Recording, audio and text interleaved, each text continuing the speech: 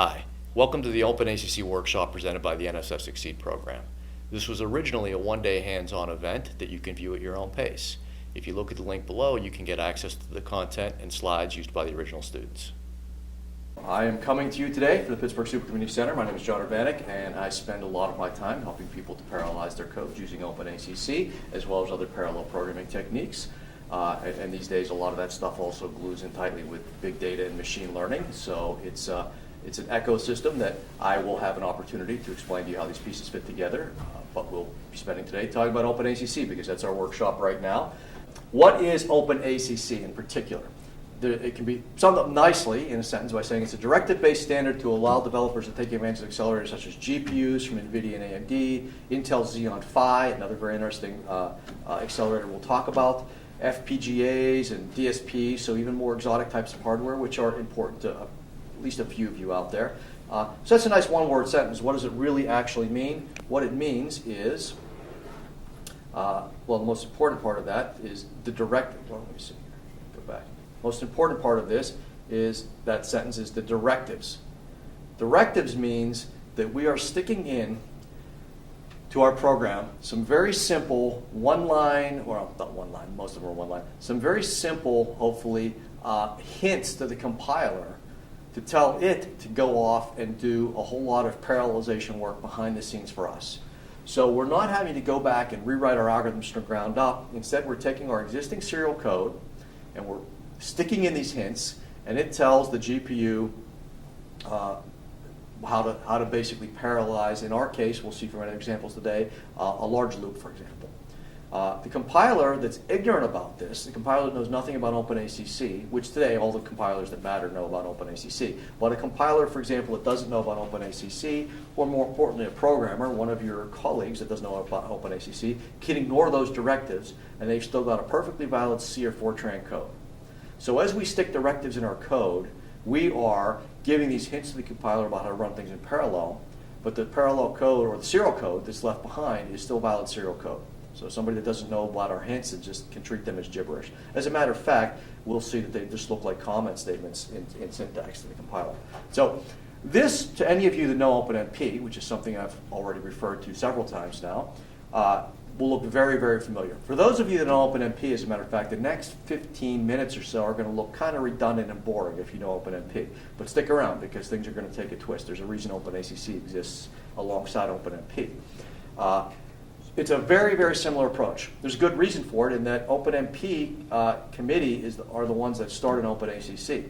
OpenMP is the way that we program multiple cores, as I've mentioned to you, on chips. It's been around since the mid to late 90s when multi-core chips started to become so popular in the higher-end world. So in the world of scientific computing, workstations had multiple cores back in the 90s. I mentioned the consumer world has only been taken over by them in the 2000s, but in the 90s, multiple cores were now part of any serious kind of workstation, and people said the prior way of programming multiple cores, which was mostly POSIX thread, is kind of a lot of overhead, and it's kludgy, and there's a lot of boilerplate code. So we need a more friendly way to do this, and OpenMP came along with this directive-based approach and was wildly successful. So today, OpenMP is much the preferred way to program multiple cores. Well, when GPUs came out and became a force about 10 years ago, when it became clear that GPUs were going to be significant, they started out as a very heroic efforts to repurpose video game cards, but when it became clear that they were going to be useful for a long time for doing serious coding, it was clear that the way of programming at a very low level at the time, the way they were doing it, was unsatisfactory. So a directive-based approach would be useful. The OpenMP committee said, hey, we know how to do this. We understand how to use cores. Now in this case we've got a lot more cores and we've got a memory issue that we're going to look into on top of it, but we have the basic foundation of this directive-based approach. So the OpenMP committee started the OpenACC branch so that they could develop and evolve very quickly. OpenMP was already at that point in time pretty mature. They weren't willing to keep coming up with new versions every couple of months. OpenACC was the branch to allow them to do rapid evolution and development with the idea that they would merge back together. So they look very, very much alike in terms of the syntax and the whole directive philosophy, and indeed they are. So, how else can we accelerate our applications besides OpenACC, which is what we're going to learn here? Well, the other way, which probably all of you have heard of, is Cuda. So Cuda, which we will compare and contrast to and we'll come back to throughout the course of the day, Cuda was the original way of programming these video cards because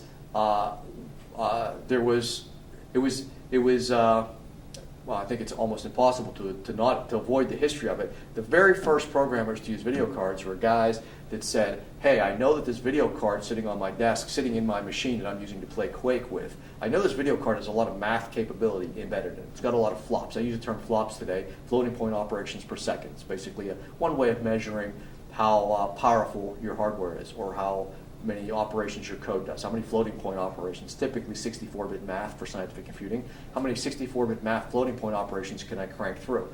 And the geniuses around the turn of the century realized that this thing sitting on my desktop playing video games has a lot of math capability locked in it. It's dedicated almost entirely just to rendering video frames, but the hardware can do some math. So can I get some math out of this thing? And if you programmed it with shader languages, basically the commands, the very low-level commands that are meant to draw frames, to draw video game frames, if you use the shader languages to program math out of the card, you could actually make it do useful things.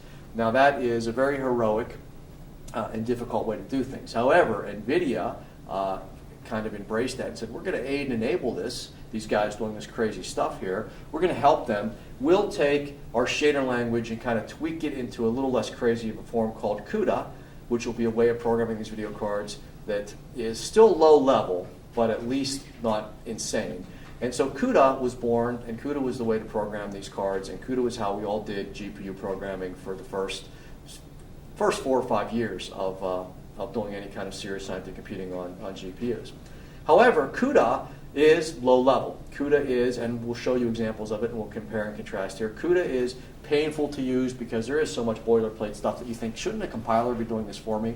Why am I worried about these low-level details? Furthermore, this low-level stuff is changing from one generation of GPU to the next, and GPUs are still rapidly evolving. Every 18 months or 2 years, new generation GPUs coming out. I got to go back and tweak all of my code massively. So it smelled a whole lot like the way threads were back in the 90s, as painful for no good reason. Shouldn't the compiler be able to do this stuff at a higher level without costing me performance?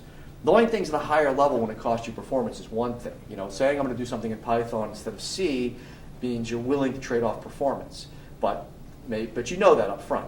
On the other hand, when you do a lot of low-level stuff over and over and over boilerplate code, you go, wow, the compiler could do this for me without costing me any performance. And that's the case with OpenMP versus Threads.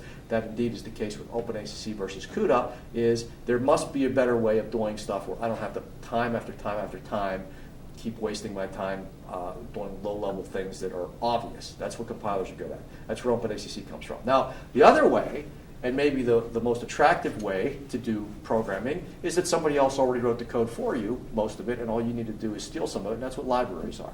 You would, today, if you were writing a code to do a matrix multiply or to find eigenvalues of a large array, you wouldn't write the thing from scratch, unless you're trying to prove to yourself you understand how it really works, always a noble effort. But you'd be silly to write the thing from scratch. Somebody else has already written a library that does that for you. You're just going to grab it. So linear algebra libraries are available everywhere and every platform that you'd ever write any kind of math code on. Well, the same is largely true these days with GPUs for all the basic libraries, the math libraries to do linear algebra, for example, as well as things like FFTs, image processing. There are lots of libraries, we'll look at them, that are done already. You'd be silly not to use them because they're not only save you time, but they're usually optimized very, very well at a low level that you wouldn't want to get involved with. So if you can grab libraries, that's great. OpenACC also allows us, and that's why I broke it out as a whole separate talk this afternoon, a short one albeit, but still an important one. OpenACC allows you to use the many, many libraries, mostly written in Cuda, that exist for accelerators these days. So if you've got an application and you want to use an accelerator, so you can do it the old school way of writing Cuda code, low-level Cuda code. You can hopefully find libraries to do some chunks of your code, but the by far most productive way to do things and still get good performance is OpenACC, as we'll see. So we're going to stay very high level. We're not going to need Cuda or its open source alternative, which is OpenCL. And we'll talk about, again, I'll come back to these things after we've done some GPU programming. I can make more sensible comparisons and contrast with other things. So we won't need OpenCL or Cuda. we're going to find as we do things here that by sticking in our directives, we're going to stick with our original serial code. We won't have to go and fork off a separate code, which is now only for our accelerator, and we've broken things, and the people that are working on this project with us are no longer on the same page as us. Instead, we're going to see the directives. We're going to be able to preserve our original code as we turn it into a GPU code. We're going to find that we can get some very, very good performance out of this. I, as a HPC programmer, I'm fixated on performance. I am unwilling in most cases to trade off performance for convenience, for high level, for high productivity language that, as they call languages that allow you to quickly whip a prototype together. High productivity at the cost of performance to me is not something that's attractive when you're running on machines that cost tens of millions of dollars to build. I think you should put the effort in to make the code run fast and efficient. However, the greatest situation is when you don't have to trade off between the two, when you can do something that's efficient and high level. We'll see OpenACC gives us that prospect. It'll be very portable. Everything we're going to learn today is going to be portable. You're going to be able to run it on your laptop line for line. All the examples we have today, if you want to install OpenACC on your laptop, which you're perfectly capable of doing, go ahead and do it, and the things will run just fine. And this last one here is really, really important for any of you that have experience. Those of you that are just getting into any kind of parallel programming right now, which I expect is probably most of you, might not appreciate that the ability to go after one subroutine at a time and improve it, which is how we'll do things today. We'll even go after one loop at a time. The ability to go after one loop at a time or one subroutine at a time and make your code more parallel is fantastic, but not to be taken for granted. If we use something like MPI to make a code run in parallel, we have to understand the entire code. We have to take a step back, look at the whole code, maybe do, I won't say a ground-up rewrite, but a substantial rewrite of the code to make it parallel. With directive-based approaches, you hope, and it's entirely possible, that you can just go in and attack a few hotspots in the code and get a substantial performance improvement with just that very focused investment. You can be completely ignorant of the other 40,000 lines of the code that were written by some grad student that left 3 years ago, and you don't want to know anything about that part of the code. You don't have to touch that. So this incremental approach is a wonderful thing. We'll see how that comes to be. Now, OpenACC is an actual standard. I've already mentioned that. It's now on its 2.5 version of the specification. It's been around for a while, but it is a standard. It is not a proprietary thing. It's not controlled by a few people that are pushing it in one particular direction or another. It is now fairly widely supported in lots of compilers. The one we're going to use today, though, the PGI compiler, is my favorite for doing this kind of work because they've been supporting this long. They're now owned by NVIDIA, so that gives you a clue of what they're focused on. Their focus is on making GPU code run really, really well.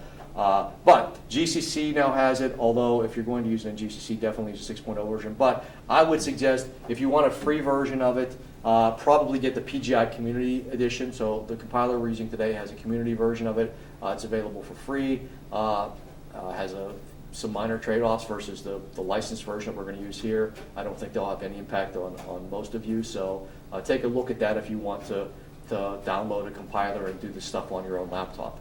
Although there are definite benefits to working in a supercomputing environment besides the straight-up hardware benefit, having everything installed and updated and everything else is kind of nice. So you may find that you become addicted to working on a machine like Bridges just because it's a productive development environment, along with the other tools we'll look at, profilers and whatnot as we go along.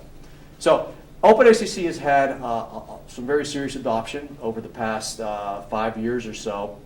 That it's been mature. It's shown up on a lot of platforms. As I mentioned, the fastest machine in the world right now revolves around OpenACC. OpenACC is the primary way that you program the nodes of the machine.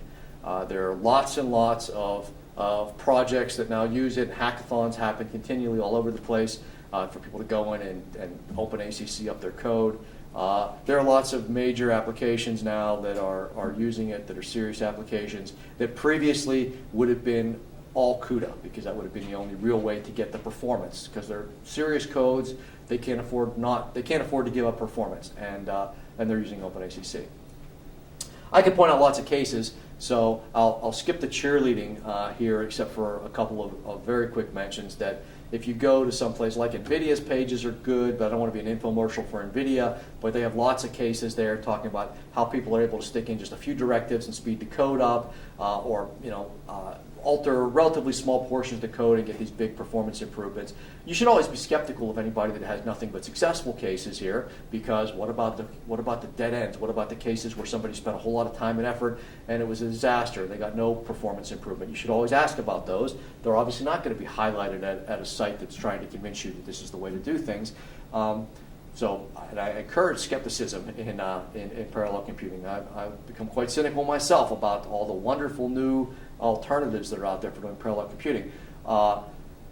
In this case here, by the end of today, you'll see that it's possible to test, to try your code out, to try to implement some of these directives in your code with a relatively minor investment in time and see if it's worth your while. So it's not a huge investment to give it a shot and find out if you're going to be one of these. But I will point out the one case I will talk about. It's the last one I'll talk about. I like it because it's a pretty persuasive. It's a pretty compelling example of how well OpenACC can work at the highest levels. There's a code called S3D. It's a fuel combustion code that's been developed by the national labs for a long time. It's run on every leading edge supercomputing platform over the past 20 years as they developed the code. And it's one of those cost as no object. This is a very important code for strategic reasons. So they'll run on whatever hardware they think will enable the code, and they'll optimize it for that hardware. And so this code was ported to GPUs early on, and it was done with Cuda, and it was done with very, very good Cuda programmers, as a matter of fact, from NVIDIA. And so they decided to investigate whether OpenACC is worthwhile by saying, okay, let's port this to OpenACC, knowing that we've done a great job with Cuda. So when we do it with OpenACC, we'll also get NVIDIA people involved. We'll do the best job we can. It'll be a good comparison because we know that the Cuda case was done very well, and we're going to do the OpenACC case very well. And if one of them is much better than the other, or in particular, if OpenACC doesn't deliver here, we'll have a quantitative way to see what that gap is. So they did it. Code runs at 15 petaflops. 15 petaflops is very, very, very fast for any of you paying attention to benchmarks, especially for a real code. This is not a benchmark. This is actually a real, actual application. Runs at 15 petaflops. That's astoundingly fast for a serious application to run. Won a Gordon Bell Prize for how fast it runs. Anyway, very fast, successful code. And it is, no, actually, I don't think this won a Gordon Bell Prize. Maybe I'm wrong about that. But at any rate, it's very, very fast code. And if it didn't win a Gordon Bell Prize, I think it's because it's taken for granted. It's such a well-ported code.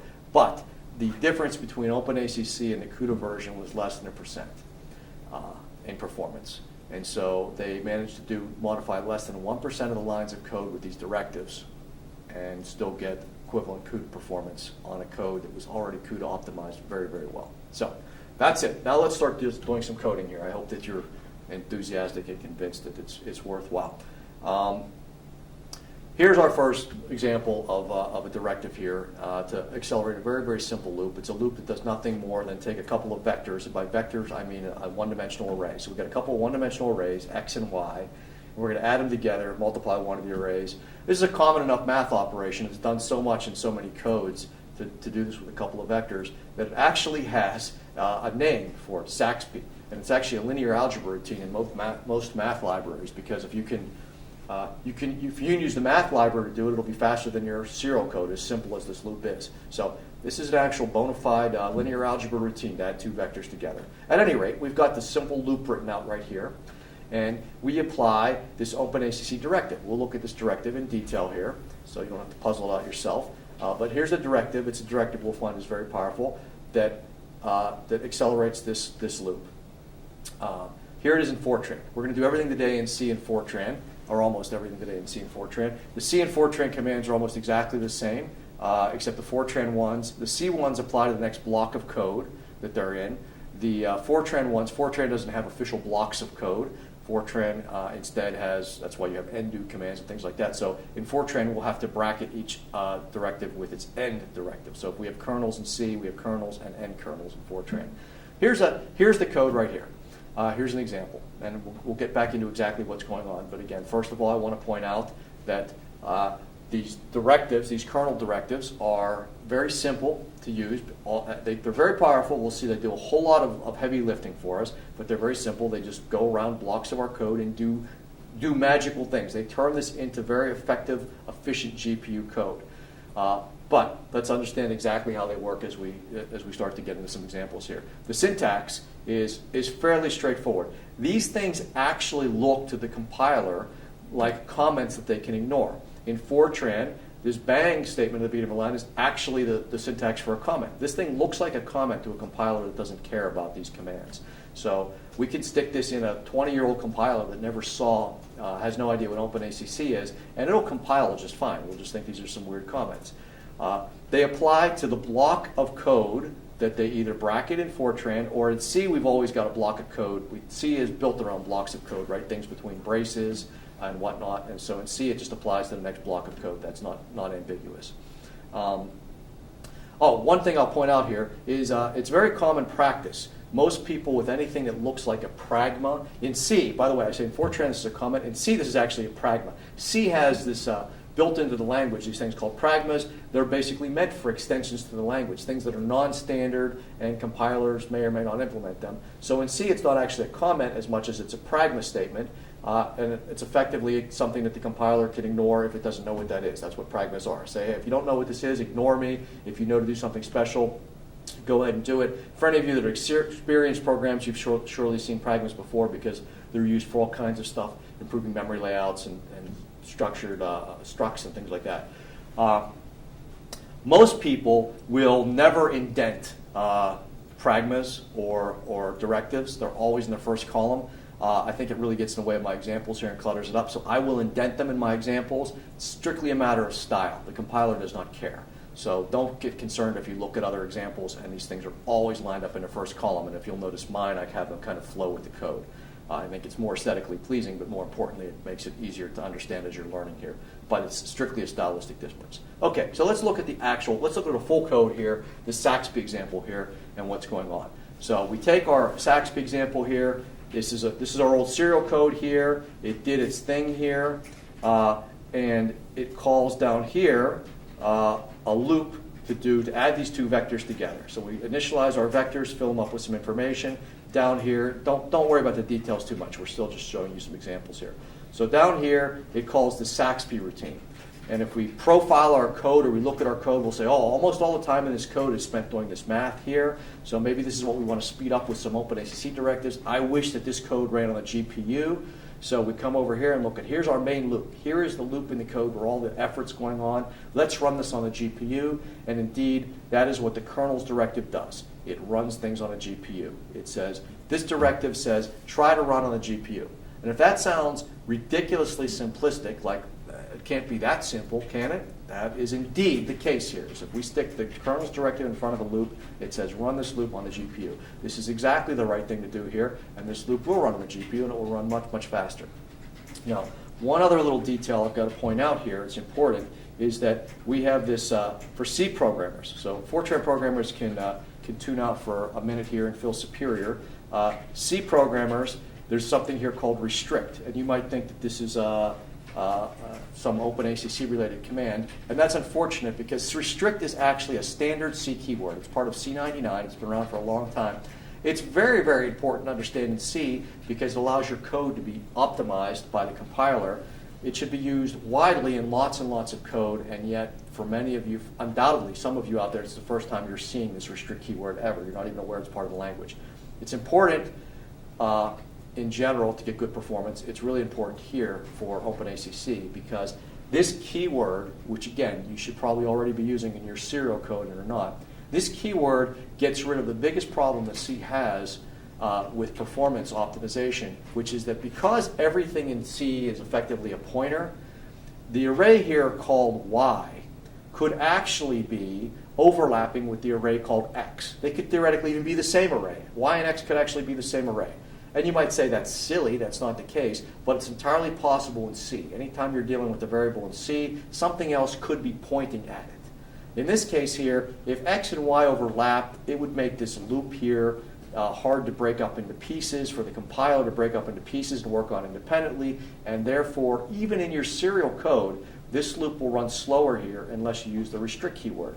The restrict keyword in C, standard C, basically says nothing else is pointing at Y. you can treat y as its own independent thing. Don't worry about it being mixed up with any other variables. And again, it might seem obvious to you as a human being that that's the case here. It might seem stupid that somebody would do that in this particular loop, but because it's possible, it's the job of the compiler to be paranoid and to always be correct instead of being aggressive about optimization. So given two choices, it will always choose being correct, even if it means things run much slower. So the restrict keyword, we'll see it today in a few of our OpenMP examples, because it lets the compiler know, our OpenACC examples, I should say, also we'd see in OpenMP, but in OpenACC, it lets the compiler know that this variable and x and y are not related. They don't overlap in memory. So you should see this in a lot more code. And for any of you that actually ever profile or benchmark your code, your serial codes, you'll notice that the compiler will tell you very often, I can't vectorize, which is one type of optimization. I can't vectorize this loop. I can't optimize this loop because I don't know that something else is interfering with this variable while I'm trying to do things with it. So restrict keywords really important. C programmers, I encourage you to understand exactly, I've kind of explained exactly what it does. I encourage you to think about it continually as you program. Again, even serial code. So, sorry about that digression for Fortran people. It's something C people have to deal with. So, we got a code like Saxby, and we'll look at compiling and running it. I just want to step through the whole process quickly first, then we'll go back and look at things in more detail.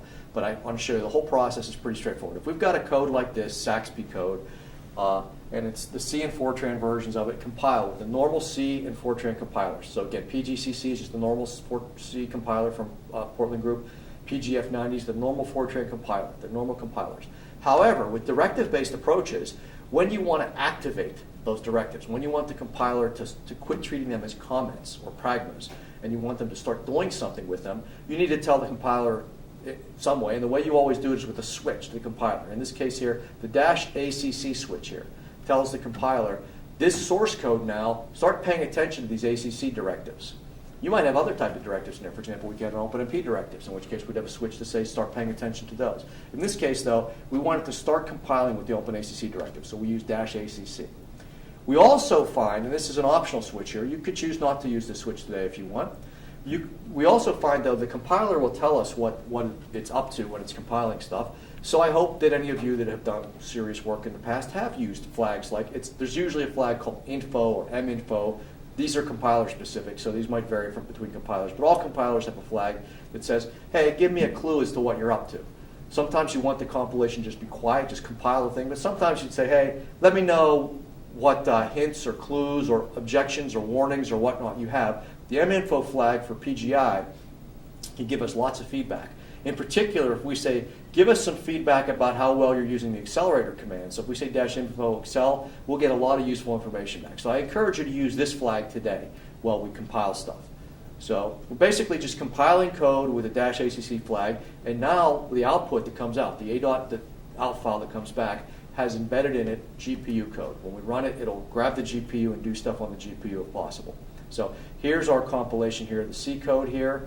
It gives us back, because of minfo, it gives us back all this information here. The magic thing that we'll look for today in our first couple of exercises is this statement here, which says accelerator kernel generated. These are line numbers, by the way. So we had a kernel command on line number 9, and whoops, we have a kernel command on line number 9. I don't have a laser pointer turn. Kernel command on line number 9. Accelerator kernel generated happens here. That tells us it was able to honor our directive. If there's a problem with it, if you put a directive somewhere that's inappropriate, the compiler will just ignore it, but it'll complain to you if you use -minfo. If you don't use -minfo, it will not complain. It will just compile it as serial code. The program will run correctly, but it won't speed up. So it's nice to have minfo while you're developing code. You can see that in this case here, it said, oh, great, accelerator kernel generated. We did something on the GPU. We can expect this code to use a GPU when we run it. Now, let's look at this as Cuda code. So our Saxby code was just that one kernel's directive to accelerate that loop. Here's what it would look like in well-written Cuda code. And this is just a subroutine, by the way. This isn't even the full program. This is just that Saxby subroutine. This is what Cuda looks like. And if we look at this as Cuda code, First of all, if you don't know Cuda, it's probably complete gibberish to you. And as a matter of fact, it doesn't even look completely like C in this case here. You'll notice that this isn't even C syntax. So a C compiler won't even be able to eat this stuff. This is kind of an extension onto C to do this GPU stuff. There's a lot of variables in here, like 31s and 32s. Where did those come from? We just have a loop here to run over this vector. We didn't have any 31s or 32s. This is where the hardware that we're actually using starts bubbling up through. With Cuda Code, you've got to be fairly cognizant of the hardware that you're using. If we were teaching the Cuda workshop today, I would be launching into all kinds of hardware details before we could launch, and architecture details about a GPU before we could do any GPU programming. Whereas today, I'll postpone all of that stuff to the very end when we talk about advanced GPU programming. So we've got a lot of mystery constants in here. We've got some non-standard C, and the whole thing definitely does not look like C code. And furthermore, this is a whole new program. We have to replace our old code with this code. We don't get to keep them both. So now we've got a CUDA version of the code, and we've got our old serial version of the code. Not like just adding in this directive. So here's the Fortran version of it as well. So Fortran programmer is just CUDA Fortran for you. Same issues. This is not standard Fortran. There are mystery variables in here. So this gives you some idea that CUDA programming is a much lower level, and it's much more involved with the hardware. Whereas again, here's the complete Saxby code. All we needed to do was add in this kernels command right here. It's a huge difference, right? I mean, this is a big win in terms of portability. It costs us nothing in terms of performance. These both are comparable. So this is not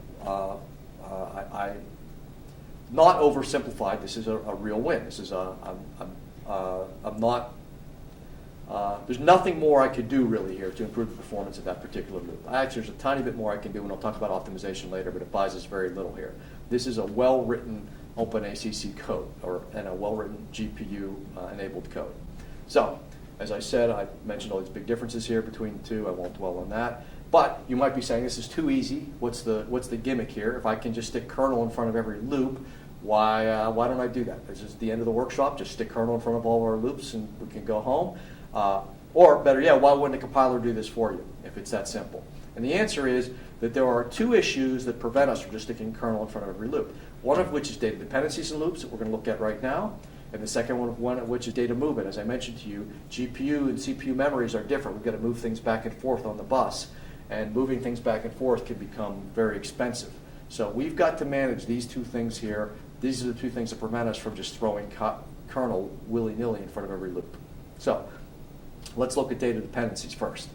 Data dependencies are really easy to understand if you understand that what a compiler does when it sees a loop, a big loop, and we try to parallelize it with, in this case, OpenACC, but other type of parallelization approaches as well. What the compiler does is it basically says, can I have different cores, different processors, just work on different iterations of this loop independently? So I've got a nice, simple operation where I've got an array and I'm multiplying it times 4. Very simple loop. And if we run it on 1,000 processors, on a 1,000 core GPU card, something like this will happen. It will take the first 1,000 iterations and run them on processor 1. The next 1,000 iterations run them on processor 2. The next 1,000 iterations run them on processor 3. They all run independently. They can all go and grab those iterations, deliver the results, and hopefully run about 1,000 times faster. Each one only has to do about 1,000th the work that it would have to do otherwise. That's parallelization right there. It's that simple. If you've got a large loop, that's exactly how it's parallelized. We just break the iterations up and spread them across different cores. So that's very simple, and that's why kernel's command can be very simple. That's all it has to do, is recognize the situation. However, data dependencies can kick in where the loop iterations are not independent. We can't go and split them up and work on them separately, and it can be perfectly valid code that has a data dependency. Here's a similar loop that has a data dependency. Now we're multiplying the array times 4, but we're also subtracting the predecessor element in the array from it. Perfectly valid serial code. There's nothing wrong or buggy about this code, but the problem is that when we go to calculate the first iteration of this, the second processor, when it's trying to do its very first iteration, it's trying to start out with array element 1,000. And that's the first element it's responsible for. And it says, okay, I'll multiply that times 4, but now I need to subtract array element 999.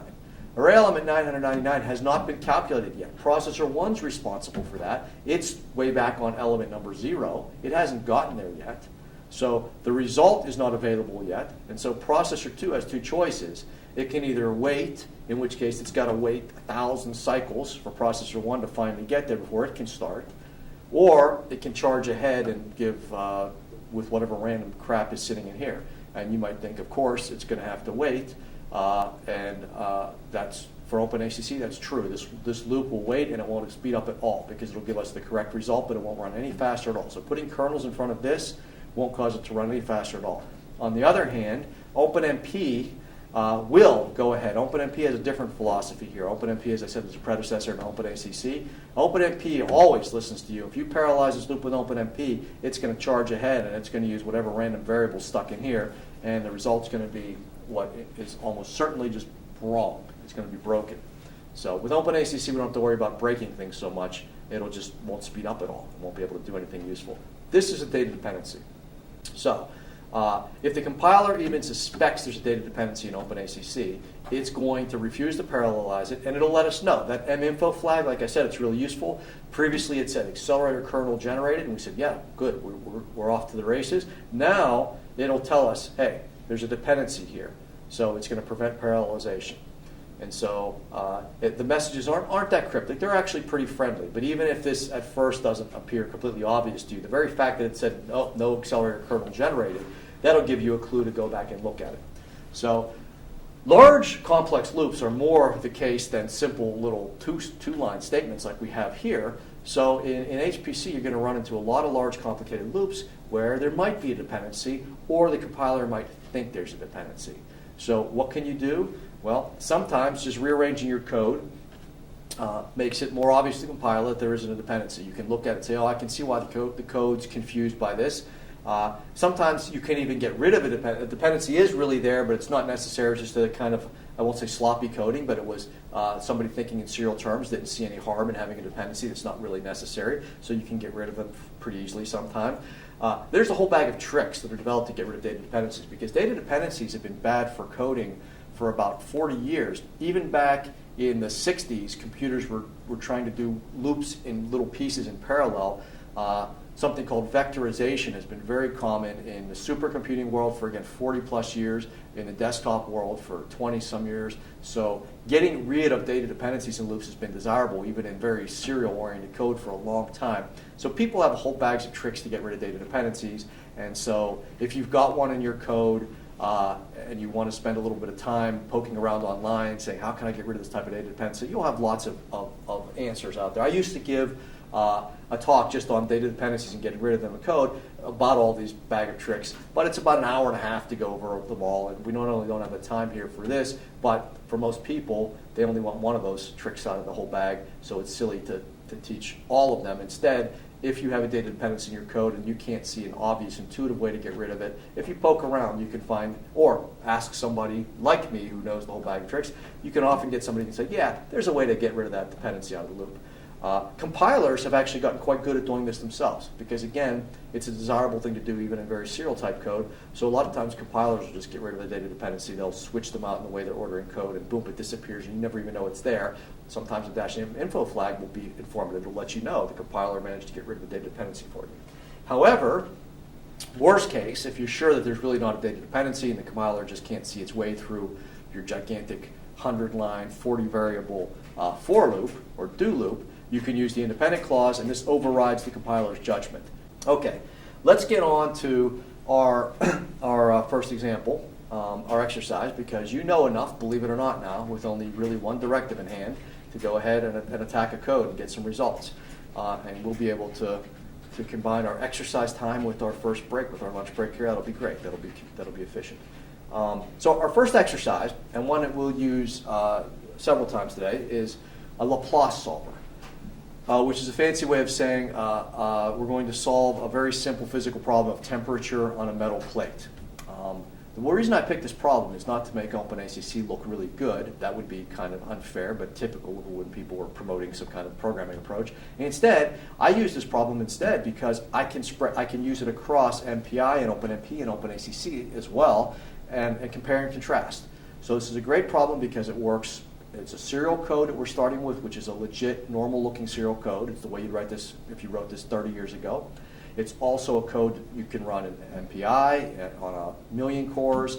It's a code you can run in OpenMP, and we'll look at the results. I'll show all this. So I picked this not because it's a loaded, easy OpenACC problem, instead because it's not. It's a neutral problem. It'll give you a really good feel for how effective this is. The Laplace equation is, from a mathematical physics background, for any of you that are still proficient with your mathematical methods, it's just the gradient, it's del squared of some field equals 0 is what defines the Laplace problem. It's basically saying we're solving for a problem that has no sources. We don't have any heat sources in the middle of our metal plate here. It's got no sources or anything. So there are lots of problems that look like this: electrostatics, fluid flow, and in our case, temperature. So it's a neat equation that applies to a lot of different cases. In our case, it's good to solve the steady state heat equation. This basically del squared F is the steady state heat equation here. And the steady state heat equation basically says if we've got a metal plate and we apply some temperatures to it, what's its final steady state after it finally comes to equilibrium? What's that going to look like? In our case, we're going to start with a metal plate that's cold, that's 0 degrees. We're going to heat it over its edges, but we want to do something interesting so that we can get some kind of interesting temperature distribution. So we're going to heat it starting at 100 degrees down here in this lower right-hand corner, and it's going to be 100 degrees, and we'll heat it with a heating element along the edge that tapers off to 0 degrees, and we'll do the same thing along this edge. And then we'll just keep these two edges nice and cold. So we've got some complicated conditions here on this metal plate. We wouldn't want to try to do this on a napkin with just plain math, so it's a good numerical problem. On the other hand, I think we could all understand intuitively that our final solution should look something like this thing over here. Here's our final steady state. It should look hot in this corner and cold in this corner with some kind of gradient as we go across the plate. So this is what we believe our final solution should look like. So can we solve for that? Well, the nice thing about Laplace equation on a metal plate or on any kind of grid is that the numerical method it solves for, Jacobi iteration, is also very intuitive. It reflects the fact that what the Laplace equation really tells you physically for any problem you're applying it to is that any point on that metal plate is really the average of its 4 neighbors. Makes sense. If we think about temperature, if we pick a point on a metal plate, we would expect that it's the average of its neighbors. Or if we have a hot rock and a cold rock and we stick a rock in between the two and we hold them together, we would expect that that rock in between comes kind of eventually to the average temperature of our hot rock and our cold rock, right? That's all we're doing here in 2 dimensions. We're saying every point in our metal plate is the average of our neighbors. So it's a nice intuitive problem. And the way that turns into math is we take our plates, a 2-dimensional array, and we have a loop that goes over that array and says add our 4 neighbors together, and that's all this one's doing. It's saying for this point here, add our 4 neighbors together, divide by 4, and we've got an average. So we keep going over the plate and doing this over and over. Here's our loop. Our loop in our code looks like this. It's just, here's the C1, basically just says go over rows and columns, add our 4 neighbors together, and divide by 4, and boom, that's our new temperature. Likewise for Fortran.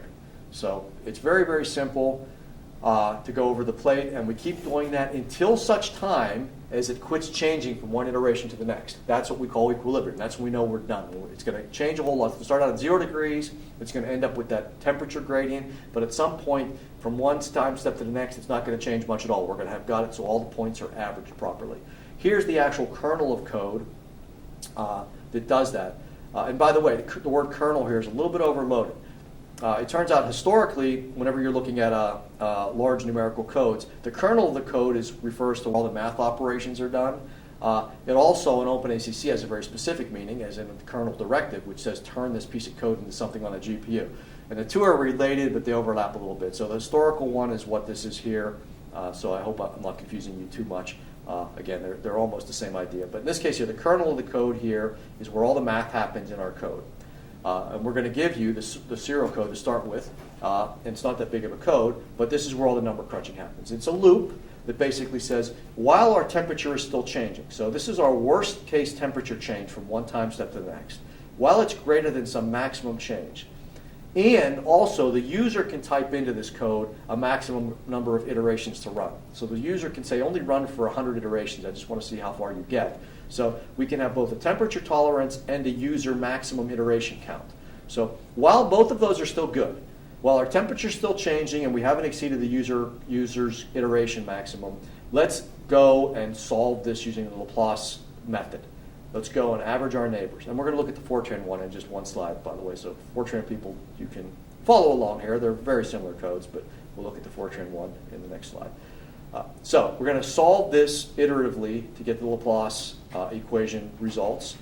And then after we've done that, after we've gone over the plate and solved for it, we actually need to make a copy each time step of our result, because if we go right ahead and jump right back into solving this for the next time step, some of our results that we're using are going to be updated on our metal plates, or we've got our neighbors to the left, right, up, down. Some of our results might be ones from the last. If we start going over the grid again, if we only have one grid and not a temporary copy and we go over it, when we start going over that grid and looking at our neighbors around our central point, some of our neighbors are going to be from the last time step, some of them will be from this time step, so some of them will be updated, some of them won't be updated. It'd be kind of messy and nonsensical. So instead, we have the last time step and we have the current time step. And when we're figuring the current time step data, we refer to the last time step. So we're not tripping over ourselves by trying to have one temperature array. Instead, we have a temperature last and a temperature array. So in order to set temperature last, we need a loop. After we find our new temperature, we go and copy the temperature last. That's what this second loop mostly does. But while we're doing that copying over, we may as well also look at each element and see how much changed, because we need to find out the worst element that's changed the most. When our worst element out of our entire grid has changed less than some tolerance, in our case, we'll set this equal to 100th of a degree. So when our worst element changes less than 100th of a degree, then we know we're done. We'll call it a day. So this does all the solving for our new temperature, for the new iteration. This copies the current array into the last temperature array and also looks for the worst case temperature change. And then this last little piece here, every 100 time steps dumps out some information so we can track our progress. In our case, we just want to print out, we don't want to print out the whole million elements. It's a 1,000 by 1,000 array. Instead, every 100 iterations, we'll just print out the bottom corner. I think that bottom right-hand corner where it's going to get hot, go from 0 degrees to 100 degrees, that's to me most interesting. So let's see if something's happening there. So that's what this routine does. It prints out that bottom corner. As a matter of fact, let's look at the routines explicitly here because they're very simple. So here's our initialize routine that sets things up, does nothing more than set up our edges to our temperature, our elements, our heating elements. Here's our track progress routine, does nothing more than print out the five little diagonal elements in the bottom corner so we can see what's happening while it runs. So very simple code. Here's the entire code. You don't need to squint at the screen to see it. I just wanted to point out the entire code's not that complicated, but we are fortunate as OpenACC programmers, we can just focus on the kernel of the code here, the part where all the number crunching is done. We can completely ignore those initialization routines and printout routines that I just mentioned to you. That's a nice thing. Again, in parallel programming in general, you have to go and look at your whole code and make sure that there isn't some data here that needs to be distributed, et cetera, et cetera. Instead, with OpenACC, we can just go and say, hey, this is where all the time is spent. This is all I care about is this loop right here, this yellow part. So let me do this once more with Fortran. It's almost exactly the same thing. It's the same idea here. We've got an outside loop that's going to keep going until either our temperature changes less than 100th of a degree or until we exceed the maximum user input iterations. We're going to calculate our new temperature based on the average of our elements each time. We're going to copy our array into our last temperature array each time. And while we do that, we may as well look for this worst temperature change, this DT. And every 100 time steps, we're going to dump some information out. So it's very straightforward. I hope it makes sense to everybody. If it doesn't, please ask questions. It also has a couple subroutines in the code, and here's the full code. And once again, we're lucky. We just get to focus on this yellow part right here, and we can ignore the rest of the code, although it's not that overwhelming. So here is our first exercise. Is for you guys to take the tools that you have available to you, which not too many. We don't have too many tools in the toolbox yet, right? Pretty much at the kernel's directive. And apply it to this code and see if you can get a speed up. So the exercises, you've copied over your exercises OpenACC directory. So if you go in there, you'll see sitting in there Laplace.c and Laplace.f90. So pick whichever one you want to work on. There are solutions in the solution subdirectory. No need to cheat just yet. I think we're all capable of giving this a first shot. So we're going to compile the code. And again, as you're editing the code and compiling it, the -ACC flag will enable the code to run. It so happens on our machine, we have the latest cards on the machine. These Pascal P100s you're using today are the very latest cards from NVIDIA. They're incredibly fast and powerful, as we'll see in advanced talk today, where I will dive into the hardware a little bit. So far, we're treating it as a black box, which is a wonderful thing that we can do that.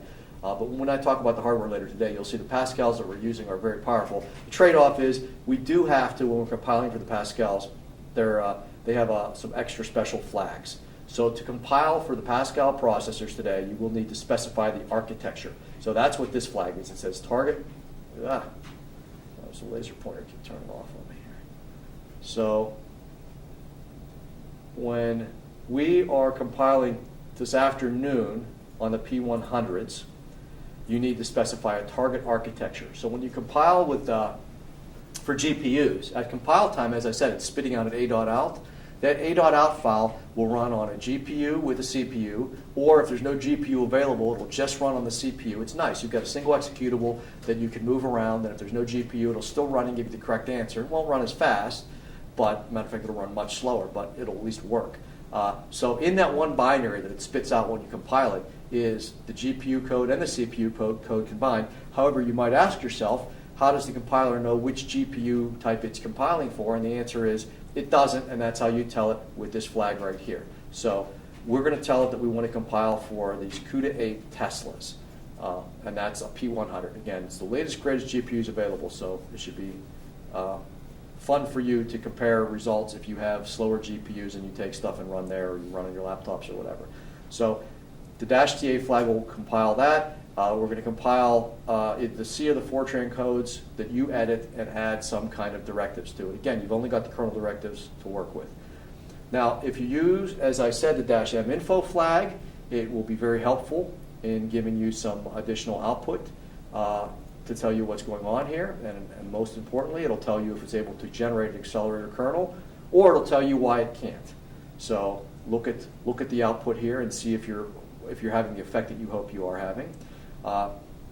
As I mentioned, we have to use, because there are so many of us running on a limited number of GPUs, we have to use the batch thing. So after you've got your A.out, after you've got something compiled and you think that it's going to do the right thing, just type sbatch gpu.job and it will run. It'll take, for this first example, no more than a couple of minutes, even if it runs very slowly. The serial code takes a couple of minutes. Serial code, I think, actually takes about a minute. So it takes about a minute for the code to run at worst. Take about a minute, and then you'll have an output file that comes back that, like this, it will magically land in your directory. If you look at that either with your editor or just the Unix more command, you can see what kind of timing results. The code has, in those lines that we didn't go through, it has some timers built into it also, so it times itself for you, which is nice. If you really get impatient, you can use the SQ command to see where your job is, but I think it's not necessary at all today. You could also change the number of iterations that the job does by looking in the job file if you want to edit it. I've set it to 4,000, which is enough to run all the way to completion, to where it's less than 100th degree temperature difference. You can change that if you want to. The whole job file that we're using today is just a couple of lines. So for those of you that would like to know what's actually happening with the batch system and the batch file, it's very simple, straightforward. It's kind of an easy way to learn how sbatch works. For those of you that care less about ever using a batch system, you can ignore that. So here's exercise 1, which we can get to work on now. The idea here with the exercise is you're going to take the code again, serial code. You're going to start with the serial version of it. I suggest you make a copy, call it something like _ACC, so it's clear that this is your accelerated version of it. So you can look at your serial code, keep it around to compare to or to revert to if you have to. So take your code, edit it, add any directives. You've only got one directive to work with, the kernel's directive, so you don't have to worry about which directive to use. Stick it where you think it will be effective.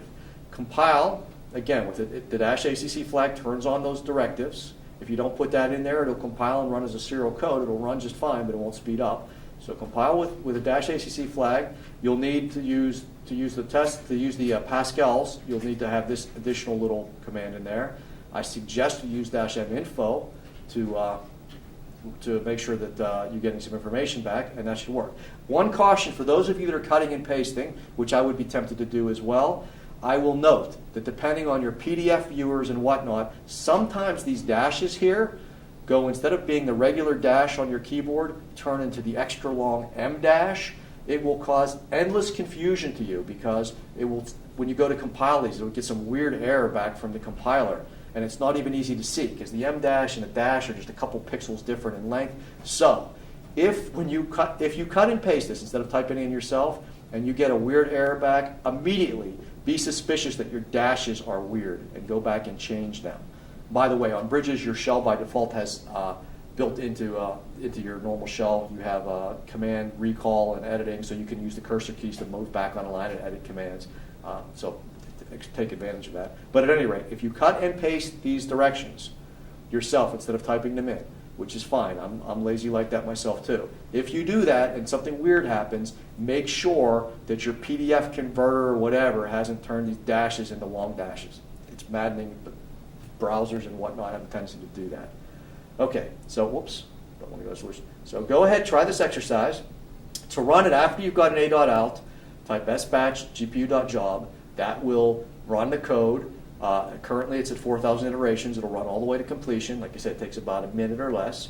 Look at the output that comes back and see if the timing results in there are what you hope they are. And you can compare the serial and the OpenACC version.